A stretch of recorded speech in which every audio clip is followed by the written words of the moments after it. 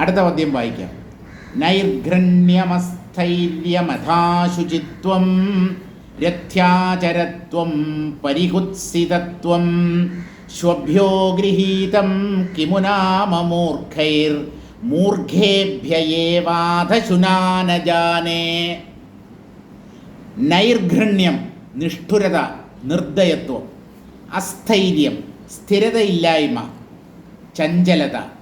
അധ അശുചിത്വം അല്പം പോലും വൃത്തിയില്ലായ്മ. രഥ്യാചരത്വം എപ്പോഴും നോക്കിയാലും റോട്ടിലൂടെ അങ്ങോട്ടും ഇങ്ങോട്ടും നടക്കുക. പരികുത്സിതത്വം കണ്ട ബാക്കിയുള്ളവർക്ക് അറപ്പുണ്ടാവും. ഇതൊക്കെയാണ് പട്ടിയുടെ സ്വഭാവം. പട്ടി എന്താണ് ചെയ്യുന്നത്? ചുമ്മാ റോഡിൽ പോകുന്നവരെ നോക്കി കുരയ്ക്കും. വൃത്തിയില്ലാത്തതാണ്. എപ്പോഴും അങ്ങോട്ടും ഇങ്ങോട്ടും ഓടിക്കൊണ്ടിരിക്കും. എവിടെയെങ്കിലും കിടന്നാൽ തന്നെ കുറച്ച് നേരം അങ്ങനെ കിടക്കും. എന്നിട്ട് എന്തോ മറന്നുപോയതുപോലെ ചാടി എണീറ്റ് എങ്ങോട്ടോ പാഞ്ഞു പോകും. ഇതാണ് പട്ടിയുടെ സ്വഭാവം. അശുചിയാണ്, വൃത്തിയില്ലാത്തതാണ്. രഥ്യാചരത്വം എപ്പോഴും തെരുവുകളിൽ ഇങ്ങനെ ചുറ്റി നടക്കുന്നതാണ് അതിൻ്റെ സ്വഭാവം. പരികുത്സിതത്വം എല്ലാവരോടും നിഷ്ഠുരമായി പെരുമാറും. ഒരു കാരണവും ഇല്ലാതെ ആൾക്കാരെ ഓടിച്ചിട്ട് കടിക്കും, അല്ലെങ്കിൽ അവരെ നോക്കി കുരയ്ക്കും. ശ്വഭ്യോ ഗൃഹീതം കിമു നാമ മൂർഖൈഹി മൂർഖേഭ്യയേവാധശുനാനജാനെ. ഈ സ്വഭാവം, ഈ പട്ടിയുടെ സ്വഭാവം ദുഷ്ടന്മാരിലും കാണപ്പെടുന്നു. ഇപ്പോൾ കവിയുടെ സംശയം എന്താണെന്ന് ചോദിച്ചാൽ, ഈ പറഞ്ഞ ദുർഗുണങ്ങൾ പട്ടിയിൽ നിന്ന് ദുഷ്ടന്മാർക്ക് ലഭിച്ചുവോ അല്ലെങ്കിൽ ദുഷ്ടന്മാരിൽ നിന്ന് പട്ടിക്ക് ലഭിച്ചുവോ? ഇതാണ് കവിക്ക് മനസ്സിലാകാത്തത്. ആരിൽ നിന്ന് ആർക്ക് കിട്ടിയതാണ് ഈ വേണ്ടാത്ത ഗുണങ്ങൾ, ദുസ്വഭാവങ്ങൾ? ഇത് മനസ്സിലാവുന്നില്ല എന്ന്. കാരണം നായ്ക്കളും ദുഷ്ടന്മാരും ഒരേ സ്വഭാവത്തോടു കൂടിയവരാണ്. പ്രത്യേകിച്ച് പണിയൊന്നുമില്ല, റോഡിൽ അങ്ങോട്ടും ഇങ്ങോട്ടും നടന്നുകൊണ്ടിരിക്കും. കണ്ടവരോടെല്ലാം കയർക്കും, വഴക്കുണ്ടാക്കും, വൃത്തിയില്ലാതെ നടക്കും. എപ്പോഴും ചലിക്കുന്ന മനസ്സോട് കൂടിയവരായിരിക്കും. അവരെ കണ്ടാൽ ആളുകൾ വെറുക്കും. അപ്പോൾ ഇങ്ങനെയുള്ള ദോഷങ്ങൾ പട്ടിയിൽ നിന്ന് ദുഷ്ടന്മാർക്ക് കിട്ടിയതോ അല്ലെങ്കിൽ ദുഷ്ടന്മാരിൽ നിന്ന് പട്ടികൾക്ക് ലഭിച്ചതോ? അങ്ങനെ ഒരു സംശയം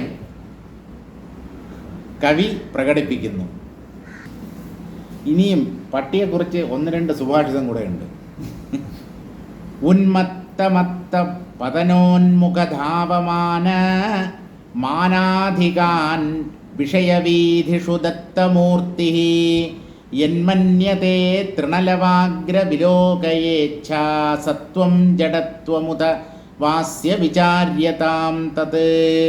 അടുത്തത് ശുനകനെ കുറിച്ചുള്ള സുഭാഷിതമല്ല, അതിനി വേറൊരു സ്ഥലത്ത് വരുന്നുണ്ട്. ഇവിടെ പറയുന്നത് എന്താണെന്ന് ചോദിച്ചു കഴിഞ്ഞാൽ, വിഷയവീഥിഷു ഭോഗപരമ്പരാസു ദത്തമൂർത്തി. വിഷയവീഥികൾ എന്ന് പറഞ്ഞാൽ സംസാര വിഷയങ്ങളിൽ, ഭോഗപരമ്പരകളിൽ, ലൗകിക സുഖങ്ങളിൽ ശ്രദ്ധ പതിപ്പിച്ചവരായി, പ്രസഞ്ചിത ശരീര, അതിനുവേണ്ടി മാത്രം ജീവിക്കുന്നവരായി, വിഷയലംബട മൂർഖ. വിഷയലംബടൻ എന്ന് പറഞ്ഞാൽ എപ്പോഴും ലൗകിക വിഷയങ്ങളിൽ മാത്രം ശ്രദ്ധയുള്ളവൻ. അവർ വിഡ്ഢികളാണ്, മൂഢന്മാരാണ്. ധത്തൂരാദി ഭക്ഷണേന ഉന്മത്താൻ മതിരാദിനാ മത്താൻ പ്രമാദക്രോധാവേശാദിന കൂപാദി പതനോന്മുഖാൻ പിശാചാദ്യാവേശേന ധാവമാനാൻ തത്വജ്ഞാന പ്രകർഷേണ ദേഹാദി പരിച്ഛേദ വിസ്മരണാത് അഹം ബ്രഹ്മേതി സർവോത്കൃഷ്ട പ്രമാണ പ്രതിഷ്ഠാനാച്ച മാനാധികാൻ ഷഷ്ഠാദിഭൂമികാരൂഢാംശ്ച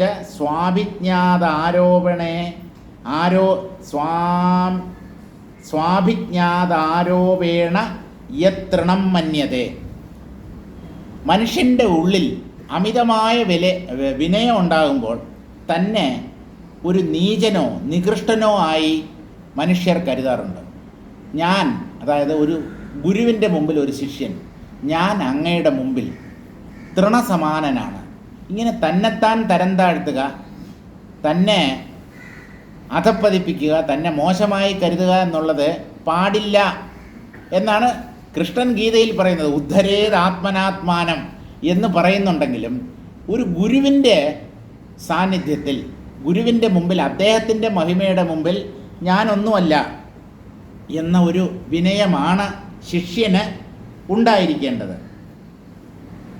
ഈ ഒരു പുൽക്കൊടിയെക്കുറിച്ചാണ് ഈ സുഭാഷിതത്തിൽ പറയുന്നത്. പുൽക്കൊടി അതും ഉണങ്ങിയതാണെങ്കിൽ കാറ്റടിക്കുമ്പോൾ പല സ്ഥലങ്ങളിലും അത് ചെന്ന് പതിക്കും. വിഷയവീതിഷു ഭോഗപരമ്പരാസു ദത്തമൂർത്തി. തെരുവിലാണ് ഈ പുൽക്കൊടി സദാ സഞ്ചരിച്ചു കൊണ്ടിരിക്കുന്നത്, കാറ്റുകൊണ്ട് അവിടെയും ഇവിടെയുമായിട്ട് നീങ്ങിക്കൊണ്ടിരിക്കുന്നത്. അതുപോലെ ഈ ലൗകികന്മാർ വിഷയങ്ങളിലാണ് അമിത സംഘമുള്ളവരായി കഴിയുന്നത്. ധത്തൂരാദി ഭക്ഷണേന ഉന്മത്താൻ. ധത്തൂരം എന്ന് പറഞ്ഞാൽ നമ്മൾ മലയാളത്തിൽ ഒതളങ്ങ എന്ന് പറയും. ഈ ഒതളങ്ങ എന്ന് പറയുന്നത് വിഷമാണ് എന്ന് ചിലർ പറയും. ചിലർ പറയുന്നത് ഈ ഒതളങ്ങ കഴിച്ചു കഴിഞ്ഞാൽ ബുദ്ധിഭ്രമം സംഭവിക്കും, ഭ്രാന്ത് പിടിക്കും, ബുദ്ധി പ്രോപ്പറായിട്ട് ഫങ്ഷൻ ചെയ്യില്ല. ഒതളങ്ങയുടെ കാര്യം പറഞ്ഞപ്പോൾ പണ്ട് നാക്ക് വഴങ്ങുമോ എന്ന് പറഞ്ഞിട്ട് ഓരോ വാക്യങ്ങളൊക്കെ ഈ കുട്ടികളുടെ പുസ്തകത്തിലും മറ്റുമൊക്കെ പ്രസിദ്ധീകരിക്കാറുണ്ടായിരുന്നു. അതിൽ ഒതളങ്ങയെക്കുറിച്ച് പറയണം, അതായത് വേഗത്തിൽ പറയണം. ഓതറവളവിലൊരകവളവിലൊരൊതളത്തിന്മേൽ 10-25 ഒതളങ്ങ എന്ന് പറയാമോ? ഓതറവളവിലൊരകവളവിലൊരൊതളത്തിന്മേൽ 10-25 ഒതളങ്ങ. ഇങ്ങനെ കുറേ ടങ് ട്വിസ്റ്റേഴ്സ് ഉണ്ട്. എല്ലാ മലരും മലലുലരുമ്പോൾ ദശരഥ മലരും മലലുലരും. അതുപോലെ മണലുരുളുമ്പോൾ ചരലുരുളും, ചരലുരുളുമ്പോൾ മണലുരുളും. Larry rally. ഇത് പറയുമ്പോൾ തന്നെ അതുണ്ട്.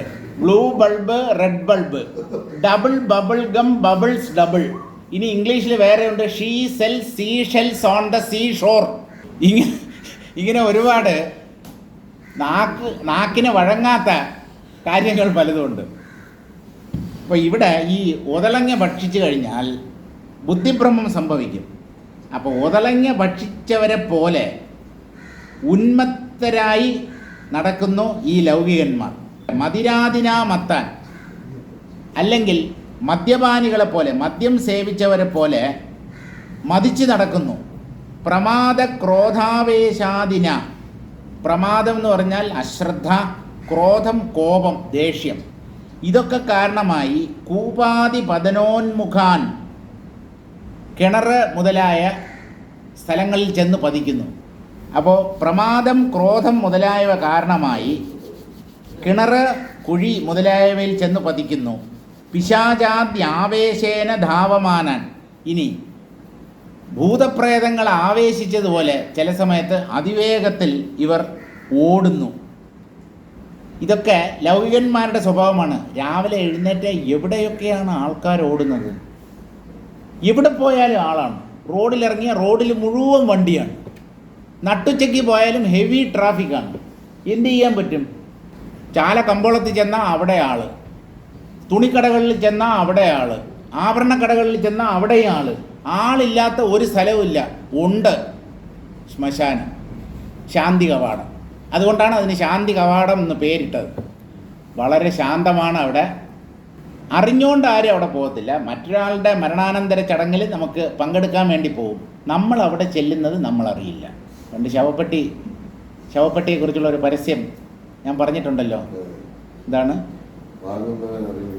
വാങ്ങുന്നവൻ അറിയുന്നില്ല, ആവശ്യമുള്ളവൻ വാങ്ങില്ല. എൻ്റെ ശവപ്പെട്ടി ഞാൻ തന്നെ വാങ്ങിച്ചു വയ്ക്കട്ടെ. പക്ഷെ അങ്ങനെ വാങ്ങിച്ചു വയ്ക്കുന്ന ആൾക്കാരുണ്ട്. കാരണം എനിക്ക് നീണ്ടു നിവർന്ന് കിടക്കണം, നല്ല തേക്കിലോ ഈട്ടിയിലോ ഉള്ള ശവപ്പെട്ടി തന്നെ വേണമെന്ന്. താൻ ചത്തുപോയി കഴിഞ്ഞാൽ ഇത് ഈ എവിടെ കൊണ്ടിട്ടാൻ എന്താ, ഏത് പെട്ടി കിടന്നാൽ എന്താ? അപ്പോൾ ആവശ്യമുള്ളവൻ വാങ്ങുന്നില്ല, വാങ്ങുന്നവൻ ഉപയോഗിക്കുന്നില്ല. മറ്റാർക്കെങ്കിലും വേണ്ടിയായിരിക്കും അവൻ വാങ്ങിച്ചു വയ്ക്കുന്നത്. ഉപയോഗിക്കുന്നവൻ അറിയുന്നുമില്ല. ഞാൻ ഈ ശവപ്പെട്ടിയുടെ അകത്ത് കിടക്കുകയാണ് എന്നുള്ള കാര്യം അവൻ അറിയുന്നില്ല. അതുകൊണ്ട് വാങ്ങിക്കൂ സെൻറ്റ് ജോർജ് ശവപ്പെട്ടികൾ. ശവപ്പെട്ടിയുടെ പരസ്യം, സെൻറ്റ് ജോർജ് ശവപ്പെട്ടികൾ. മിമിക്രിക്കാർ ഓരോന്ന് ഇറക്കുമല്ലോ പണ്ട്. അപ്പം അതിൽ നിന്ന് കിട്ടിയതാണ്. അപ്പോൾ മനുഷ്യർ മോഹബദ്ധരായി എന്തൊക്കെയോ ചെയ്തുകൊണ്ട് ജീവിതം നയിക്കുന്നു. ധാവമാനാൻ തത്വജ്ഞാന പ്രകർഷേണ ദേഹാദി പരിച്ഛേദ വിസ്മരണാത്. ദേഹം എന്ന് പറയുന്നത് ഒരു പരിമിതിയാണ്, എൻ്റെ സ്വരൂപത്തെ ചുരുക്കിക്കളയുന്ന ഒന്നാണ് എന്ന് മനസ്സിലാക്കാതെ അഹം ബ്രഹ്മേതി സർവോത്കൃഷ്ട പ്രമാണ പ്രതിഷ്ഠാനാച്ച, ഞാൻ ബ്രഹ്മമാണ് എന്നുള്ള മഹാവാക്യത്തിൻ്റെ പൊരുൾ മനസ്സിലാക്കാതെ ദേഹാദി പരിച്ഛേദ വിസ്മരണാത്, ദേഹം തുടങ്ങിയ പരിമിതികളെയെല്ലാം മറന്ന് അഹം ബ്രഹ്മേതി സർവോത്കൃഷ്ട പ്രമാണ പ്രതിഷ്ഠാനാച്ച മാനാധികാൻ ഷഷ്ടാദി ഭൂമികാരൂഢാംശ്ച. കുറേയൊക്കെ തത്വവിചാരം ചെയ്തിട്ടുള്ളവരുടെ കാര്യം പോലും ഇത് തന്നെയാണ്. 6 ഭൂമികകളിൽ കയറിയവർ, ജ്ഞാനഭൂമികകൾ മൊത്തം 7ആണ്. അതിൽ 6 ഭൂമിക വരെ കയറി ഞാൻ ശരീരമല്ല, ഞാൻ ബ്രഹ്മമാണ് എന്ന ഭാവത്തിൽ എത്തിയവർ പോലും മാനാധികാത്, അഭിമാനം അല്ലെങ്കിൽ അഹങ്കാരം കാരണമായിട്ട് ഷഷ്ടാദി ഭൂമികാരൂഢാംശ്ച, ജ്ഞാനഭൂമികളിൽ 6ാമത്തെ നിലയിൽ എത്തിയവരായിരുന്നിട്ട് കൂടിയും സ്വാഭിജ്ഞാതാരോപേണ യതൃണം മന്യത്, താൻ വലിയ ആളാണ്, പണ്ഡിതനാണ്, ശ്രേഷ്ഠനാണ്, കേമനാണ് എന്നൊക്കെ വിചാരിച്ച് തൃണസമാനന്മാരായി ജീവിക്കുന്നു. ഹേ തൃണലവാഗ്ര തത് ത്വമേവ വിലോകയ. ഒരു പുല്ലിനെ നോക്കിയാണ് പറയുന്നത്, ഒരു പുല്ലിൻ്റെ കഷണം. നീ തന്നെ നല്ലതുപോലെ ആലോചിച്ചു നോക്കൂ. അസ്യ വിഷയലംബടസ്യ ഇച്ഛാസത്വം ഉദവാ ജഡത്വമിതി തദ്രഹസ്യം വിചാര്യത. ഈ വിഷയലംബടൻ്റെ എന്ന് പറഞ്ഞാൽ ലൗകികൻ്റെ, അവന് ഉള്ളിൽ ആഗ്രഹം ഇല്ലാതായതുകൊണ്ടാണോ അവൻ ഇങ്ങനെ കരുതുന്നത്, അല്ലെങ്കിൽ അവൻ്റെ ഉള്ളിലുള്ള അജ്ഞത കാരണമായിട്ടോ? എന്താണ് ഇതിൻ്റെ രഹസ്യം എന്നുള്ളത് നീ തന്നെ വിചാരം ചെയ്ത് കണ്ടുപിടിക്കൂ. യദീച്ഛാസത്വം തർഹി സയേവ ശ്വഭിസ്തുല്യ. അവൻ്റെ ഉള്ളിൽ ലൗകികമായ ഏതെങ്കിലും ആഗ്രഹം ഉണ്ടെങ്കിൽ അവൻ നായ്ക്കൾക്ക് സമാനനാണ്. യതി ജഡത്വം, ഇനി അതല്ല അജ്ഞതയാണ് അവൻ്റെ ഉള്ളിൽ ഉള്ളതെങ്കിൽ തൃണലവാഗ്രാദപി വിഷയലാമ്പട്യാദി ദോഷാധിക്യാത് തതോപി സ്വയം നീചയിതി തൃണസാമ്യമപി തസ്യ ദുർലഭതരമിതി വിചാരേ ഫലിഷ്യതീതി ഉന്മത്താദിഭ്യോ നീചത്വം തസ്യ കിം വാച്യം ഇത്യർത്ഥഃ. അതായത് വിഷയ ആശകൾ ഇപ്പോഴും അവരുടെ ഉള്ളിലുണ്ട്, അല്ലെങ്കിൽ അജ്ഞാനം ഇനിയും ബാക്കിയുണ്ടെങ്കിൽ ആ ലംബടത എന്നുള്ള ദോഷം ഉള്ളതുകൊണ്ട് തന്നെ അവർ നീചന്മാരാണ്.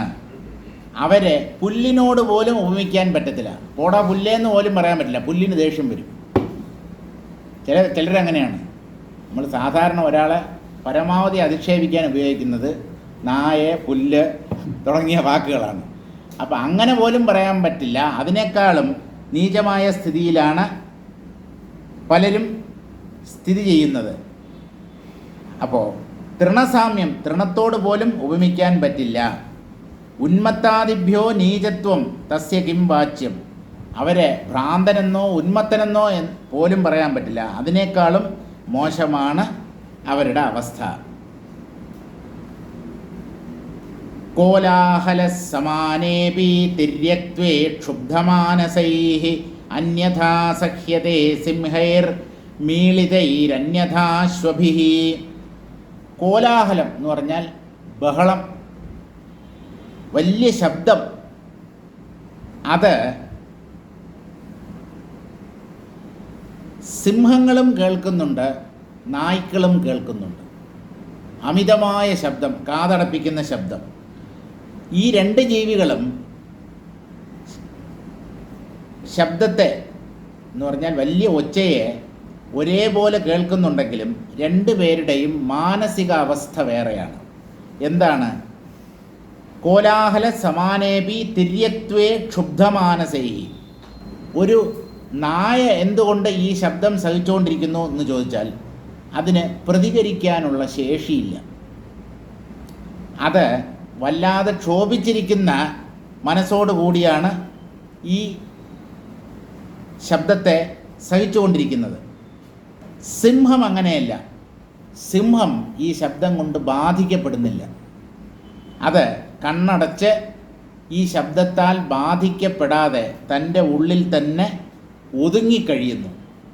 ഇപ്പോൾ രണ്ടുപേര് ഒരേ കാര്യത്തെ സഹിക്കുന്നു എന്ന് പറയുമ്പോൾ അവർ രണ്ടുപേരും ഒരേ മാനസികാവസ്ഥയിലാണ് എന്ന് വിചാരിക്കരുത്. നമ്മുടെ ബോസ്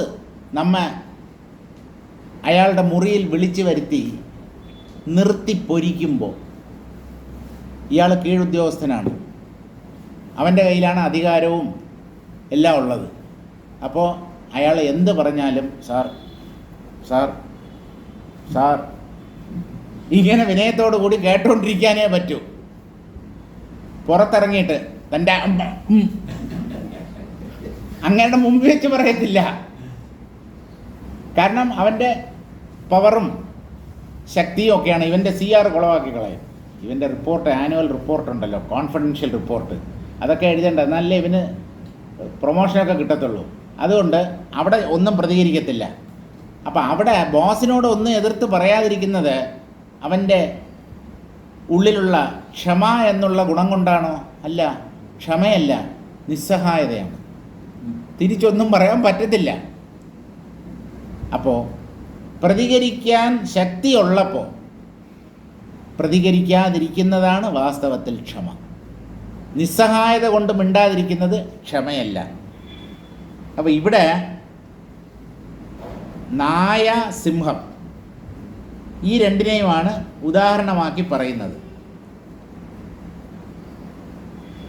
ഘനഗർജിതാദി കോലാഹല, ഇവിടെ അതികഠിനമായ ശബ്ദം, കാതടപ്പിക്കുന്ന ശബ്ദം എന്നതുകൊണ്ട് ഉദ്ദേശിക്കുന്നത് ഇടിനാദത്തെയാണ്. ശക്തമായ ഇടിനാദം ഇടിക്കുമ്പോൾ ആ ശബ്ദം കേട്ടിട്ട് സിംഹൈരക്ഷുബ്ധമാനസൈഹി അനാദരാത് മീലിതാക്ഷൈഹി സഹ്യതേ, സിംഹങ്ങൾ അല്പം പോലും ഭയപ്പെടുന്നില്ല, ശാന്തരായി ക്ഷോഭിക്കാത്ത മനസ്സോടുകൂടി കണ്ണടച്ച് സിംഹം ഇടിനാദത്തെ സഹിക്കുന്നു. ശ്വഭിസ്തു, എന്നാൽ നായ്ക്കൾ അങ്ങനെയല്ല. ക്ഷുബ്ധമാനസൈഹി ഭയാത് മീലിതാക്ഷൈഹി, ഈ നായ്ക്കളും ഇടിനാദത്തെ സഹിക്കുന്നുണ്ട്. അവരും കണ്ണടച്ചാണ് ഇരിക്കുന്നത്, പക്ഷേ ഉള്ളിൽ മുഴുവൻ ഭയമാണ്. ഭയന്ന് വിറച്ചാണ് ഈ ഇടിനാദത്തെ നായ്ക്കൾ സഹിക്കുന്നത്. രണ്ടുപേരും, ഈ സിംഹവും നായും രണ്ടും കണ്ണടച്ചാണ് ഇരിക്കുന്നത്. പക്ഷേ രണ്ടുപേരുടെയും മാനസികാവസ്ഥ തികച്ചും വിഭിന്നമാണ്. ഇത്യുഭയത്ര അന്യഥാത്വമിതി ഭാവ. അതുകൊണ്ട് പുറമേ അയാളുടെ ബാഹ്യഭാവത്തെ നോക്കിയിട്ട് അയാളുടെ ആന്തരഭാവത്തെ വിലയിരുത്തരുത്. ഇനി പട്ടിയെക്കുറിച്ചുള്ള അടുത്ത സുഭാഷിതം. നിത്യാശുചേ പ്രിയജനേ ഭഷണൈകനിഷ്ഠ രഥ്യാന്തരഭ്രമണനീത സമസ്തകാല കൗലേയകാശയ സമാനതയൈവ മന്യേ മൂർഖേണ കേനചിദഹോ ബദ ശിക്ഷിതോസി. നിത്യാശുചേ, എന്നും വൃത്തിഹീനമായ സാഹചര്യത്തിൽ കഴിയുന്നവനെ എന്നാണ് പട്ടിയെ വിളിക്കുന്നത്. എപ്പോഴും അശുചിയായിരിക്കുന്നവനെ. പ്രിയജനേ ഭഷണൈകനിഷ്ഠ, നിന്നോട് സ്നേഹം അല്ലെങ്കിൽ കാരുണ്യം കാണിക്കുന്നവരോട് പോലും നീ അവരെ നോക്കി കുരയ്ക്കുകയാണ് ചെയ്യുന്നത്. അതാണ് പട്ടിയുടെ സ്വഭാവം എന്ന് പറയുന്നത്, തനി നായിൻ്റെ സ്വഭാവം എന്ന് പറയുന്നത്. ദിവസേന നമ്മളൊരു ഒരു തെരുവ് നായ്ക്ക് ചോറ് കൊടുക്കുന്നു. നായി നന്ദിയുള്ള ജീവിയാണെന്നൊക്കെ നമ്മൾ പറയുന്നുണ്ടെങ്കിലും ഒരു ദിവസം അതിന് ഭക്ഷണം കൊടുത്തില്ലെങ്കിൽ ചിലപ്പോൾ വീട്ടിൻ്റെ നടയിൽ നിന്ന് കുരയ്ക്കും, അല്ലെങ്കിൽ ഓടി വന്ന് കടിക്കും. അതൊരു മൃഗമാണല്ലോ. ആനയും മനുഷ്യനെപ്പോലെ ഒരു മൃഗമാണെന്ന് ഓർക്കണം എന്ന് പറഞ്ഞ പോലെ, ആനയും മനുഷ്യനെപ്പോലെ ഒരു മൃഗമാണ്. അപ്പോൾ മനുഷ്യൻ മൃഗമാണോ? ഇതൊക്കെ ഓരോ സിനിമയിലുള്ള ഡയലോഗാണ്. അപ്പോൾ നിത്യം അശുചിയാണ്. പ്രിയജനങ്ങളെ നോക്കി കുരയ്ക്കുക മാത്രം ചെയ്യുന്ന ഒരു സ്വഭാവം നിനക്കുണ്ട്. രഥ്യാന്തര ഭ്രമണ നീത സമസ്തകാല. ഏത് സമയത്ത് നോക്കിയാലും തെരുവിലൂടെ അങ്ങോട്ടും ഇങ്ങോട്ടും സഞ്ചരിച്ചുകൊണ്ടിരിക്കും. അതാണ് നായയുടെ സ്വഭാവം. കൗലേയകാശയ സമാനതയൈവ മന്യേ. ഈ കൗലേയകം എന്ന് പറഞ്ഞാൽ പട്ടി. പട്ടിയുടെ സ്വഭാവമാണ് ദുഷ്ടന്മാർക്കും. അതായത് പാവപ്പെട്ടവരെടുത്ത് വെറുതെ ശണ്ട കൂടും, അവരോട് വാക്ക് തർക്കത്തിൽ ഏർപ്പെടും. അപ്പോൾ ഈ നായെപ്പോലെ തന്നെ ആണ് ദുഷ്ടന്മാരും. ഇപ്പം ഇവിടെയും നേരത്തെ പറഞ്ഞതുപോലെ പറയാണ്, മൂർഖേണ കേനജിതഹോ ബദശിക്ഷിതോസി. ഇപ്പോൾ പട്ടിയെ നോക്കി പറയാണ്, എടോ നായെ, നീ ഏത് മണ്ടൻ്റെ അടുത്താണ് ട്രെയിനിങ് എടുത്തത്? അതായത് ഇങ്ങനെ ഒരു കാരണവുമില്ലാതെ മറ്റുള്ളവരെ നോക്കി കുരയ്ക്കുകയും തെരുവിലൂടെ ഒരു കാര്യവുമില്ലാതെ അങ്ങോട്ടും ഇങ്ങോട്ടും സഞ്ചരിക്കുകയൊക്കെ ചെയ്യുന്നത്, ഈ സ്വഭാവം ഏത് ദുഷ്ടനിൽ നിന്ന് നീ ഉൾക്കൊണ്ടതാണ്? ഹേ കൗലേയക ശ്വന്നെ ആശയശ്ചിത്തവൃത്തി തേന സമാനതയാ ശിക്ഷായോഗ്യം ത്വാം മന്യമാനേന കേനചിത് മൂർഖേണ നിത്യാശുചിത്വാദീൻ സ്വഗുണാൻ ത്വം ശിക്ഷിതോസി. നീയാണ്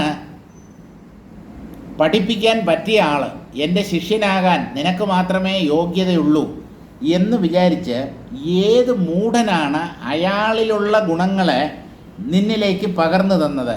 ആരുടെ അടുത്താണ് നീ ട്യൂഷൻ പഠിച്ചത് എന്നാണ് പട്ടിയെടുത്ത് ചോദിക്കുന്നത്. മന്യേ ഇരി പൂർവോക്തേ സന്ദേഹനിർണയ. ആരുടെ അടുത്താണ് നിനക്ക് എവിടെ നിന്നാണ് ഇങ്ങനെയുള്ള ഗുണങ്ങൾ, ഇങ്ങനെയുള്ള സ്വഭാവം കിട്ടിയത്? തഥാഹി സതി ശിഷ്യാത് ഗുരോർ ഗുണാധിക്യ ദർശനം ഉപപദ്യത ഇരി ഭാവ. എപ്പോഴും ശിഷ്യനേക്കാളും ഗുരു മുകളിലായിരിക്കുമല്ലോ. ശിഷ്യന് വിദ്യയെ അഭ്യസിപ്പിക്കുന്ന ആളാണ് ഗുരു. അപ്പോൾ അയാൾ എങ്ങനെ നോക്കിയാലും ശിഷ്യനേക്കാളും കേമനാകണം. അതുകൊണ്ട് പട്ടിയേക്കാളും ഈ ദുഷ്ടതയിൽ കേമന്മാരാണ് ദുഷ്ടന്മാർ. അതുകൊണ്ട് പട്ടിയെ നോക്കി പറയുകയാണ്, ഏത് ദുഷ്ടനിൽ നിന്നാണ് നിനക്ക് ഈ സ്വഭാവം ലഭിച്ചത്? നിത്യം സർവം ജഗദസദൃശം കുർവതോച്ചൈർവിധാത്ര ദൗഹിത്രേസ്മിൻ ഛുനി സമദൃശേ നിർമ്മിതം സർവമേവ വാസോ മേധ്യാവകരകുഹരേ ഭോജനം ഗൂധപൂയം സർവാലോകേ കുരതി സർവനിന്ദ്യം ശരീരം. വീണ്ടും പട്ടിയെക്കുറിച്ചുള്ള ഒരു സുഭാഷിതമാണ്. നിത്യം സർവം ജഗത് അസദൃശം കുർവതഃ ഉച്ചൈർവിധാത്ര. ഈ ബ്രഹ്മദേവൻ അല്ലെങ്കിൽ വിധാതാവ് ലോകത്തെ എല്ലാ ജീവികളെയും ഒരുപോലെയല്ല സൃഷ്ടിച്ചിട്ടുള്ളത്. ഒരിക്കലും ഒരു സമാനതയും ഇല്ലാത്ത, സാദൃശ്യം ഒന്നും തന്നെ ഇല്ലാത്ത, തികച്ചും വിഭിന്നങ്ങളായ ജീവജാലങ്ങളെ ആ ബ്രഹ്മദേവൻ സൃഷ്ടിച്ചിട്ടുണ്ട്. ദൗഹിത്രേസ്മിൻ ശുനി സമദൃശേ നിർമ്മിതം സർവമേവ. ശ്രേഷ്ഠരായ മനുഷ്യർ മുതലായ ജീവികളെ സൃഷ്ടിച്ച അതേ ഈശ്വരൻ അല്ലെങ്കിൽ ബ്രഹ്മദേവൻ തൻ്റെ മകളുടെ കുട്ടിയെയും സൃഷ്ടിച്ചിട്ടുണ്ട്. ബ്രഹ്മദേവൻ്റെ മകളാര് എന്ന് ചോദിച്ചു കഴിഞ്ഞാൽ, ഈ പട്ടികളുടെ മാതാവ് എന്ന് പറയുന്ന ഒരു സ്ത്രീയുണ്ട്. അവളുടെ പേരാണ് സരമ. സരമ എന്ന് പറഞ്ഞാൽ അവരൊരു ദേവസ്ത്രീയായിരുന്നു. അവരുടെ പരമ്പരയാണ് ഈ നായ വംശം എന്ന് പറയുന്നത്.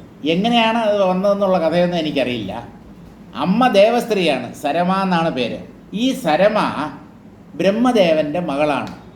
ലോകത്തിലുള്ള എല്ലാ സ്ത്രീകളും ബ്രഹ്മദേവൻ്റെ മക്കളാണ്. പുരുഷന്മാരും മക്കളാണ്. അപ്പോൾ ആൺകുട്ടികളും പെൺകുട്ടികളുമാണ്.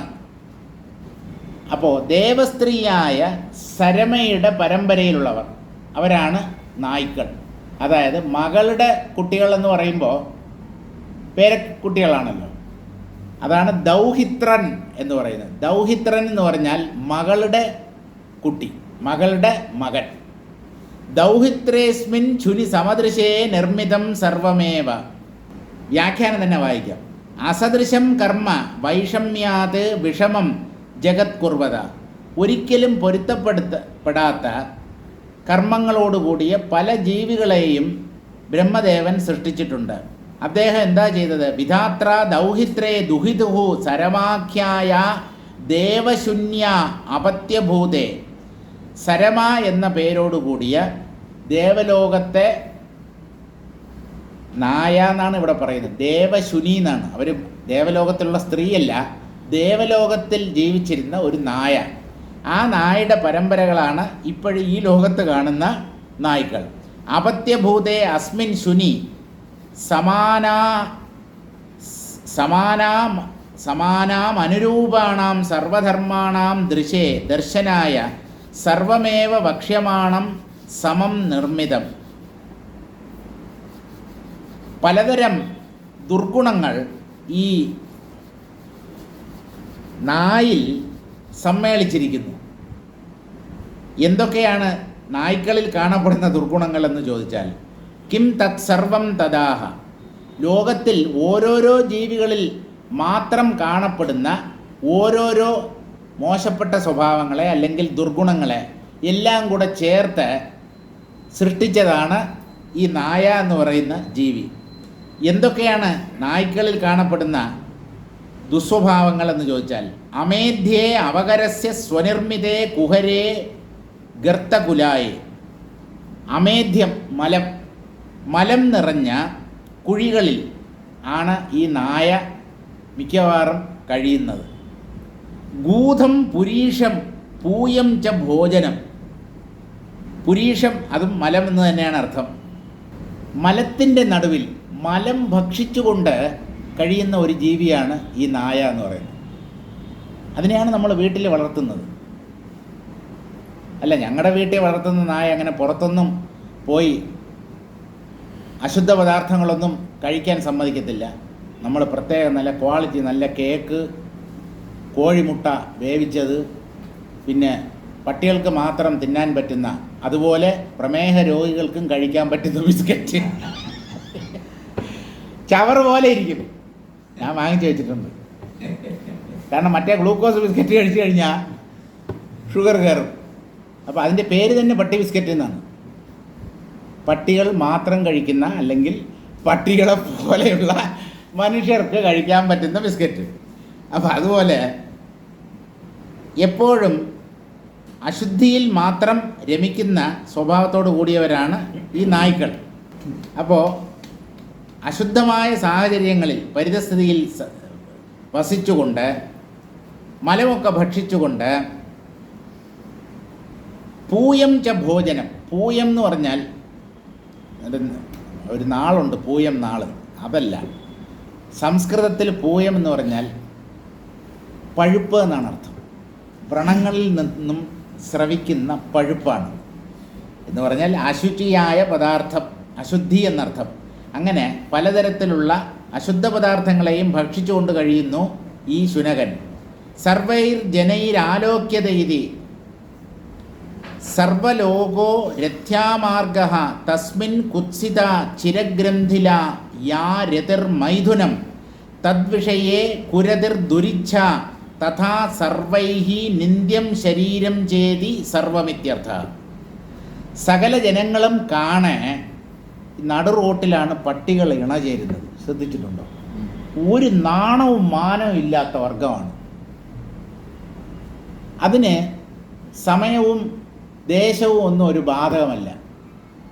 അതിന് ഇണചേരണമെന്ന് തോന്നിക്കഴിഞ്ഞാൽ എത്ര ആളുകൾ ഉള്ള തിരക്കേറിയ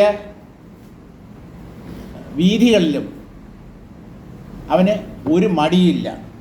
കാരണം അവൻ്റെ ഉള്ളിൽ ആ കാമം ഉദിച്ചു കഴിഞ്ഞാൽ പിന്നെ അവന് പരിസരബോധമൊന്നുമില്ല. എല്ലാവരും കാണുക തന്നെ അവൻ്റെ ജോലി അവൻ നിർവഹിക്കും. ചിരഗ്രന്ഥില യാ രതിഹി മൈഥുനം തദ്വിഷയെ കുരതിർ ദുരിച്ഛ. അങ്ങനെ ഒരു വൃത്തികെട്ട സ്വഭാവം ഈ നായ്ക്കൾക്ക് മാത്രമേ ഉള്ളൂ. മറ്റുള്ളവയ്ക്കൊന്നും ഇങ്ങനെയില്ല. പൂച്ച, അതിനൊക്കെ ഒരുവിധം ഒരു മര്യാദയൊക്കെ ഉണ്ട്. ഈ നായാണ്. അതുകൊണ്ടാണ് ഒരാളെ നായയെന്ന് വിളിക്കുമ്പോൾ അയാൾക്ക് ദേഷ്യം വരുന്നത്. നാണം മാനം അല്പം പോലും ഇല്ലാത്തവൻ. അങ്ങനെ എല്ലാ ദുർഗുണങ്ങളോടും കൂടിയ ഒരു ശരീരമാണ് ഈ നായ്ക്കുള്ളത്. ഇങ്ങനെയൊക്കെ പറയുന്നതുകൊണ്ട് നായയല്ല ലക്ഷ്യമാക്കുന്നത്. ഇതുപോലെ ദുശ്ശീലങ്ങളുള്ള മനുഷ്യർ അവർ എല്ലാവരാലും വെറുക്കപ്പെടുന്നു എന്ന് പറയാനാണ്.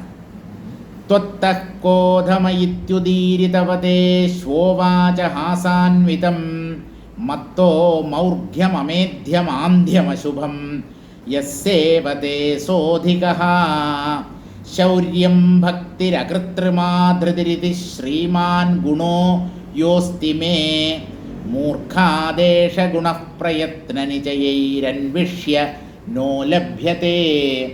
ഇത് ഒരു പട്ടി മനുഷ്യനോട് പറയുന്നതാണ്. പട്ടിയെ നോക്കി നേരത്തെ മനുഷ്യർ സംസാരിക്കുന്നത് നമ്മൾ വായിച്ചല്ലോ. ഇപ്പോൾ ഒരു പട്ടിയെ നോക്കി ഒരാൾ പറയുന്നത് ത്വത്തഃ കോധമ ഇത്യുദീരിതവത്. എടാ പട്ടി, നിന്നെക്കാളും മോശപ്പെട്ട ആരെങ്കിലും ഉണ്ടോടാ ഈ ലോകത്ത് എന്ന് ഒരാൾ പട്ടിയെ നോക്കി ചോദിച്ചപ്പോൾ ശ്വോവാച ഹാസാൻവിതം, ചിരിച്ചുകൊണ്ട് ആ നായ മറുപടി പറഞ്ഞു, നീയാണ് ഏറ്റവും നിന്ദ്യൻ, ഒന്നിനും കൊള്ളാത്തവൻ, വൃത്തികെട്ടവൻ എന്ന് പട്ടിയെ നോക്കി ഒരാൾ പറഞ്ഞപ്പോൾ ചിരിച്ചുകൊണ്ട് ആ നായ മറുപടി പറയുകയാണ്. എന്താണ്? മത്തോ മൗർഘ്യം അമേധ്യം ആന്ധ്യം അശുഭം യസ്സേവതേ സോധികഃ. നിങ്ങളുടെ ഇടയിൽ എന്ന് പറഞ്ഞാൽ മനുഷ്യരുടെ ഇടയിൽ എന്നെക്കാളും നീചന്മാരുണ്ട്, ഒന്നിനും കൊള്ളാത്ത അലവലാദികളുണ്ട് ഈ മനുഷ്യരുടെ ഇടയ്ക്ക്. എന്താണെന്ന് ചോദിച്ചാൽ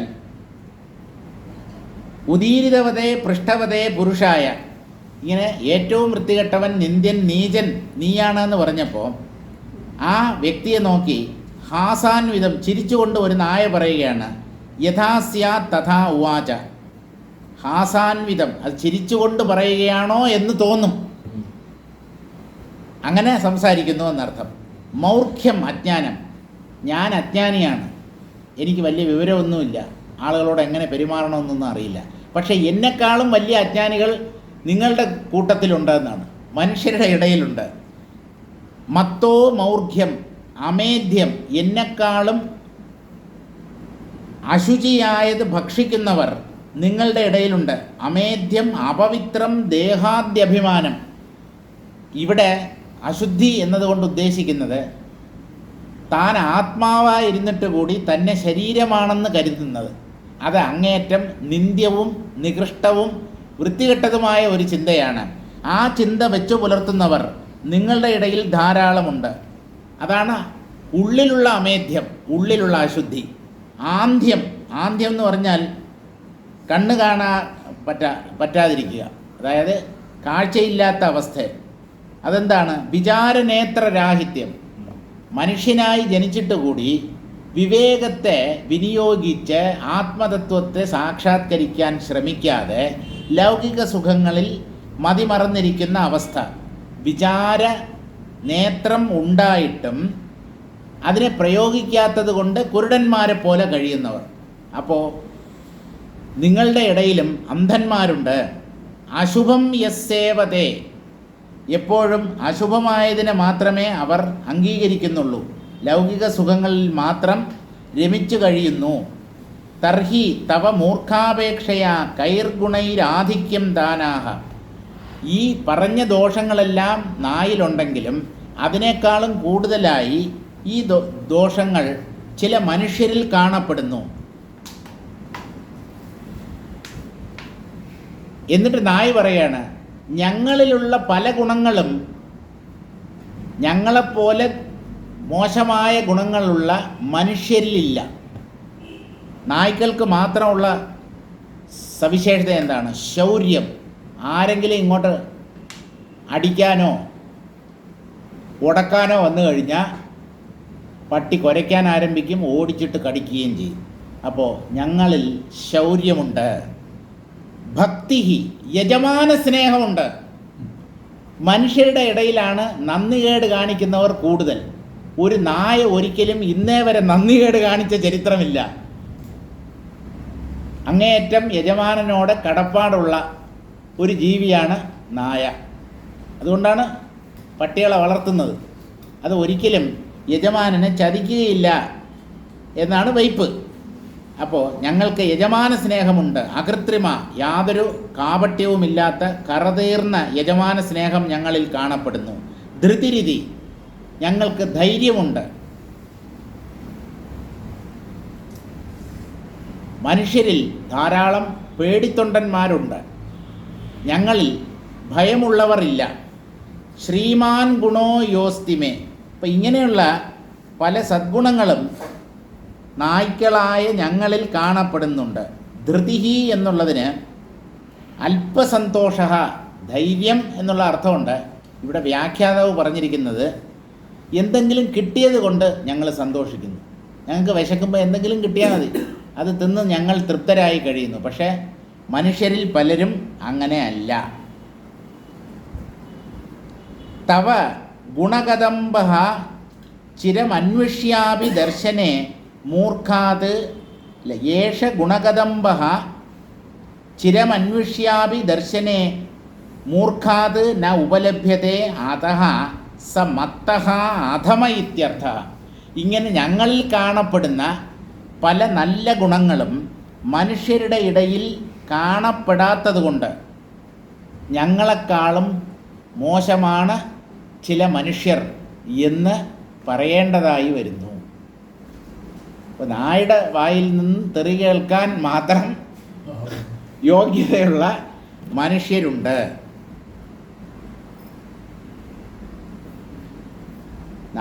നായെക്കുറിച്ചുള്ള ഒരു ശ്ലോകം കൂടെ വായിച്ചിട്ട് നിർത്താം. എന്തിനാണ് ഇതെന്ന് ചോദിച്ചു കഴിഞ്ഞാൽ ഇത് വായിക്കാതെ അങ്ങോട്ട് മുമ്പോട്ട് പോകാൻ തോന്നുന്നില്ല. ഇതുകൊണ്ട് ഇത് അറിഞ്ഞതുകൊണ്ടോ ഈ ശ്ലോകം കേട്ടതുകൊണ്ടോ പ്രത്യേകിച്ച് പ്രയോജനമൊന്നുമില്ല. എന്നാലും വായിച്ചു പോകാം. ഭുങ്ക്തേ മേധ്യമേധ്യയേവ രമതേ നിത്യം മഹാവസ്കരേ തൂഷ്ണീമത്തി സചേതനം കൃതരതിർനിശ്ചേതനം കൃന്ദതി സർവൈരേത്യരതേ ശുനീ വിവലിതേ ലോഷ്ടൈർജനൈസ്താഡ്യത്തെ ധാത്രാഖേലസമന്വിതസ്ഥിതിരലം ലോകേ കൃതോനേശ്വരഃ. ഭുങ്ക്തേ മേധ്യം അമേധ്യമേവ രമതേ. അമേധ്യമാണ് ഭക്ഷിക്കുന്നത്, അമേധ്യത്തിൽ തന്നെയാണ് രമിക്കുന്നത്. നിത്യം മഹാവസ്കരെ, ചപ്പുചവറുകൾ കൂട്ടിയിട്ടിരിക്കുന്ന സ്ഥലത്താണ് എപ്പോഴും കഴിയുന്നത്. അതിൻ്റെ ഇടയിൽ നിന്ന് എന്തെങ്കിലും ഭക്ഷിക്കാൻ കിട്ടുമോ എന്ന് അന്വേഷിക്കുന്നവരാണ് ഈ നായ്ക്കൾ. തൂഷ്ണീമത്തി, എന്തുകൊണ്ട് അതിൻ്റെ മുമ്പിൽ വെച്ചാലും അതിന് ഒരു പരാതിയോ പരിഭവമോ ഒന്നുമില്ലാതെ ഭക്ഷിച്ചോളും. ഇതാണ് നായ്ക്കളുടെ സ്വഭാവം. കിട്ടിയത് ഭക്ഷിക്കും. സചേതനം,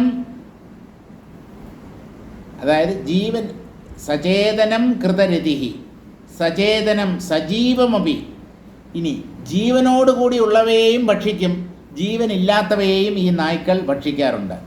സചേതനം സജീവമപി നകുലമൂഷകാദി ദൈവാത് ലബ്ധ്വാ തൂഷ്ണീം നിരപരാധമേവ അത്തി.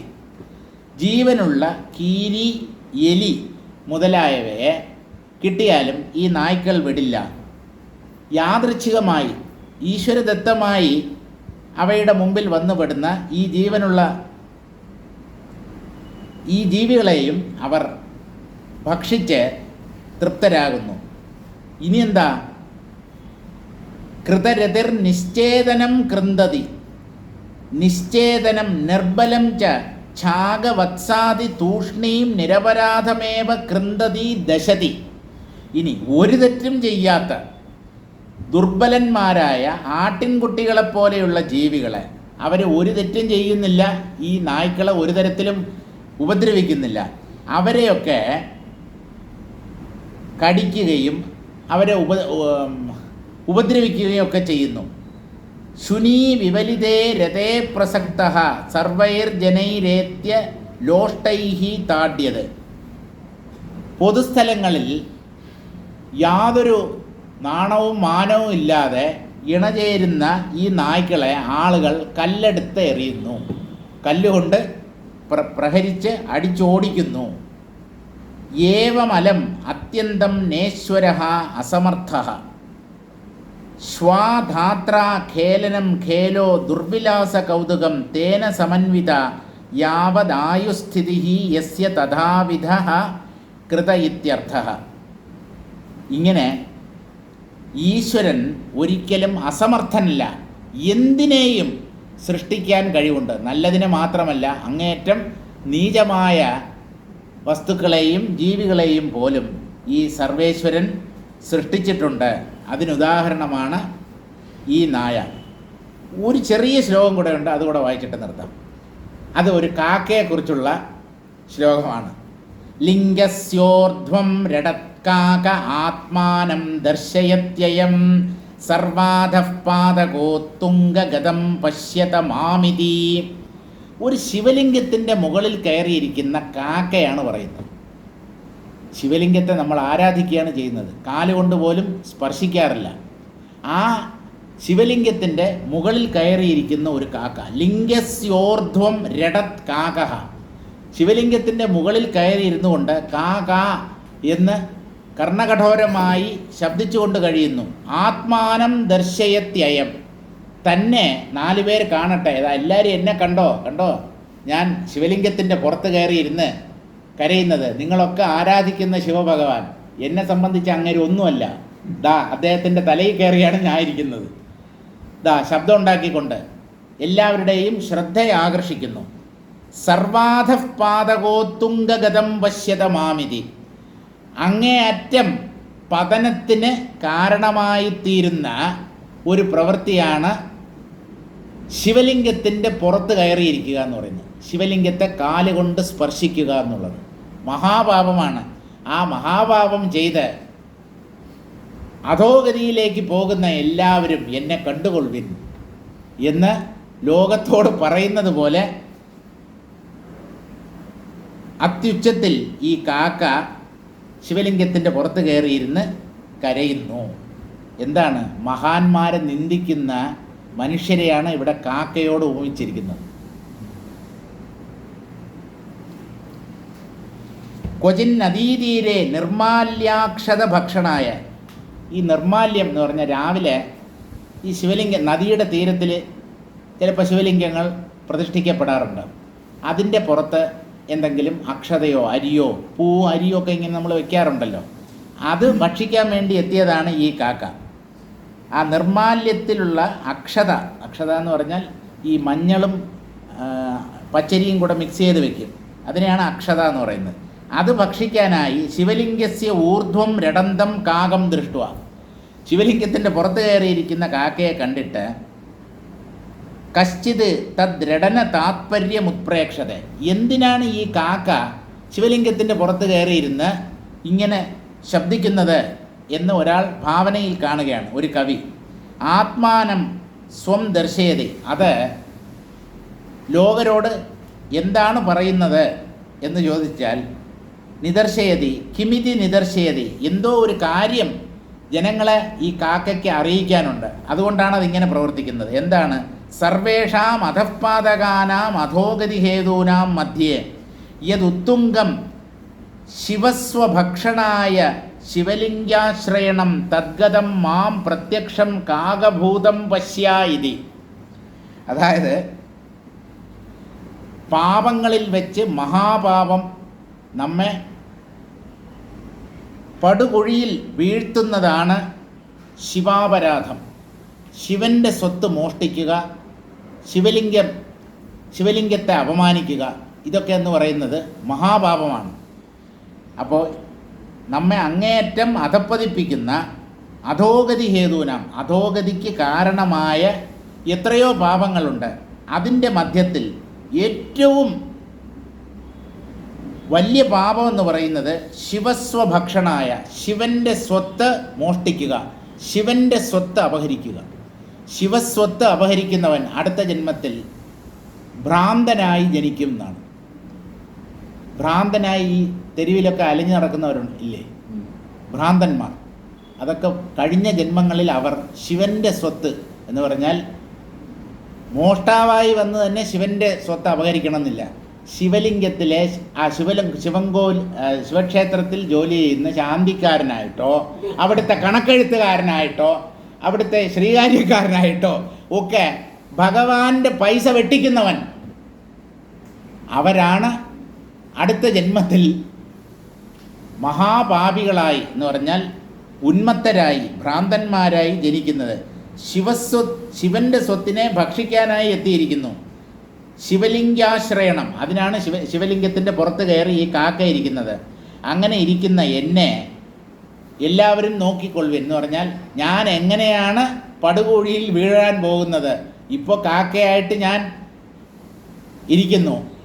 ഈ മഹാഭാവവും കൂടെ ചെയ്ത് ഇതിനേക്കാളും നീചമായ ഒരു ജന്മത്തിൽ ഞാൻ പ്രവേശിക്കാൻ പോകുന്നു, ഇതിനേക്കാളും താഴ്ന്ന ഒരവസ്ഥയിൽ എത്താൻ പോകുന്നു എന്നുള്ള കാര്യം എല്ലാവരും എന്നെ നോക്കി കണ്ടുകൊള്ളുവിൻ എന്ന് പറയുകയാണോ ഈ കാക്ക എന്ന് തോന്നുമാറ് ശിവലിംഗത്തിൻ്റെ പുറത്ത് കയറി ഇരുന്ന് ആ കാക്ക അത്യുച്ചത്തിൽ ശബ്ദിക്കുന്നു. നമുക്ക് ഇവിടെ നിർത്താം. ആ സുഭാഷിതങ്ങളൊക്കെ ഏതാണ്ട് തീർന്നു. അടുത്ത ശനിയാഴ്ച നമുക്ക് വീണ്ടും ആ വിപശ്ചിത് രാജാവിൻ്റെ കഥയിലേക്ക് മടങ്ങി വരാം.